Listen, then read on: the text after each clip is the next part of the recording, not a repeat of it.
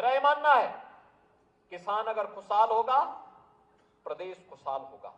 उत्तर प्रदेश जैसे राज्य में जहां पर धरती अत्यंत उर्वरा है, जल संसाधन प्रचुर मात्रा में है, देश के अंदर 16% आबादी, लेकिन 16% आबादी में 11% हमारी एग्रीकल्चर से जुड़ी हुई लैंड है, और देश की कुल कृषि से जुड़ी हुई भूमि में से 11% लैंड होने के बावजूद हम 22% से अधिक खाद्यान्न का उत्पादन अकेले उत्तर प्रदेश से करते हैं। ये हमारी उर्वरता को, यहाँ की उर्वरता को प्रदर्शित करता है।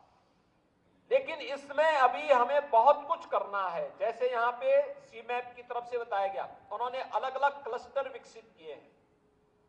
इन क्लस्टर को विकसित करने में हम सभी 89 कृषि विज्ञान केंद्रों में भी क्लस्टर विकसित करके वहां पर हम लोग नए तरीके से किसानों के समूह को आगे बढ़ाने में योगदान दे सकते हैं।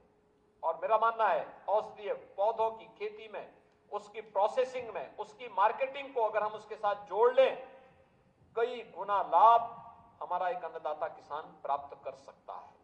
परंपरागत खेती में अगर 1 एकड़ में एक वर्ष में वह 20 से 25 हजार रुपए कमा रहा है, तो औषधीय पौधों की खेती में वही किसान 1.25 लाख से लेकर 1.5 लाख रुपया 1 एकड़ खेती में कमा सकता है। अब आप मुझे बताइए कि 20 से 25 हजार रुपये में लाभ होगा, उस व्यक्ति की जीवन में खुशहाली आएगी, या 1.25 लाख से 1.5 लाख में उसके जीवन में खुशहाली आएगी? यानी स्वतः ही हम जान सकते हैं कि हम कई गुना उसको उसकी आमदनी बढ़ाने में योगदान दिया जा सकता है।